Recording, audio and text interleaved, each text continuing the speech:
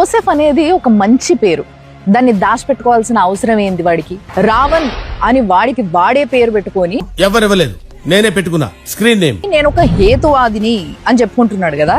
మీ తెలివెట్లు ఏడ్చిందంటే మీరు తెలుసుకోవాల్సిన విషయం ఏంది అని చెప్పు. అంటే రావణాసురుడు భయంకరమైన శివభక్తుడు. ఆయన పేగుల్ని బయటికి తీసి శివుడి పూజలో వీణ వాయిస్తాడు.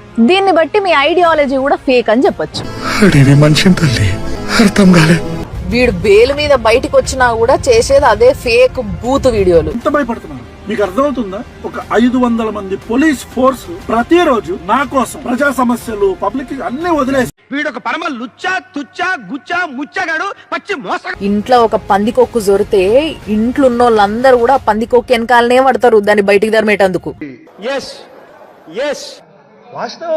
అట్లా అని ఇంటిల్లిపాది నాయనక పడ్డరు పనులని మానుకొని అని పందికొక్క అనుకుంటే ఎవ్వడేం చేయలేడు. ఏం ఫీల్ ఉండదు మామయ్య. రావణ్ నీటి బిందువు. ఇప్పుడు అట్లాంటి రావణ్ని ఒక ప్రవాహంగా మార్చాలని చెప్పి చూస్తున్నారు. నీకు స్పాట్ నేను ఎడతాగా. ఏందమ్మా బిందువు ప్రవాహం అవుతుందా? పిందె పండేం కాదు. మీ ముఖాలు మా ఛానల్లో చూపియాలంటే కూడా నాకు చెడ్డ చిరాకు. నేను మరీ అంత ఎదవలా కనపడుతున్నారా? ఓ మాదిరిగా కూడా కనపడలేదా? కానీ ఇక మా వాళ్ళు కొంతమంది మనని అభిమానించేటోళ్ళు లేదక్క మన కంటెంట్ కి దిష్టి తగలకుంటుంటది అప్పుడప్పుడు ఇలా ముఖాలు చూపించలే అక్క అన్నందుకు వేస్తున్నా. కూరలో కరేపాకు తీసేసినట్టు, చారులో కొత్తిమీర తీసేసినట్టు నన్ను తీసాడు. అండ్ చాలా అగ్రెసివ్ గా ఎందుకు క్వశ్చన్ చేస్తున్నారు అంటే ఆ అగ్రెసివ్నెస్ ని కూడా రావణ్ లాంటి వాళ్ళలోకి చొప్పించింది. స్టార్టింగ్ లో నిన్ను అగ్రెసివ్ గా విమర్శించిన కదా నేను, దానికి రీజన్ ఏంటిదో ఇప్పుడు చెప్తా. ఖమ్మం పాప ఇన్సిడెంట్ అప్పుడు అసలు నేను మీ టుకుడే టుకుడే గ్యాంగ్ గురించి మాట్లాడలేదు, మీ ఫోటో లేదు, మిమ్మల్ని పట్టించుకోలేదు, ఇంట్రెస్ట్ కూడా లేదు.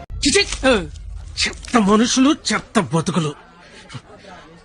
తెలంగాణలో పోక్సో కేసులు పెరుగుతున్నాయి అనే స్టాటిస్టిక్స్ మాట్లాడిన ప్యూర్లీ. అయినా కూడా నువ్వు నా ఫోటో వేసి మరి ఫోబియా గీబియా అని ఏదో మాట్లాడినావు.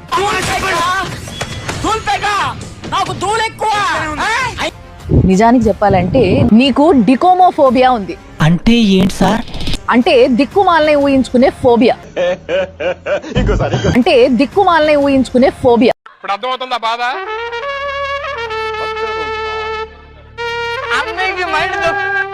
ఆ ఊహించుకునే అన్ని కంటెంట్ లో పెడుతుంటావు, జనాలతోని పిచ్చి పిచ్చిగా తిట్లు తింటావు. మాది కళాకారుల ఫ్యామిలీ అండి. ఎవరన్నా తగులుకున్నారంటే మేము అలాగే ఇన్వాల్వ్ అయిపోతామండి. నోట్లో నా కొడక ఇది అగ్రెసివ్నెస్ కాదు. నన్ను అవలగానే చేయడంలా నువ్వు ఒక సాడిస్టిక్ సంతృప్తి పొందుతున్నావు నాకు అర్థమైంది.